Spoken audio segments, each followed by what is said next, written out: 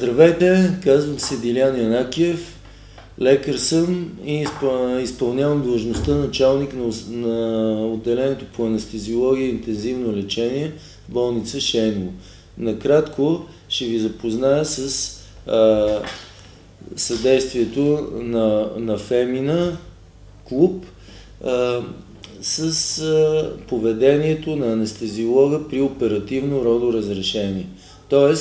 анестезиите при цезарово сечение, което заема много голям процент в България и по света от всички раждания. Все по-голям процент са секциите спрямо нормалните раждания. Какво включват анестезиите при цезарово сечение?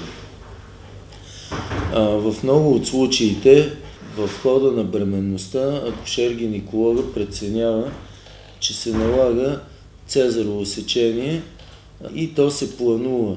Тоест, това е плановото цезарово сечение и когато то е планувано, индикациите са най-различни, голем плод, разположение и така нататък, възраст.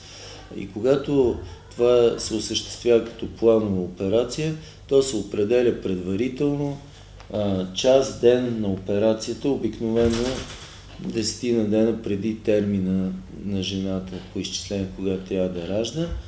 И анестезията при цезарово сечение по принцип, огромният процент в България и по света е регионална и по-точно най-често се употребява спиналната анестезия, като най-практична, най-икономична, с най-бърз ефект и естествено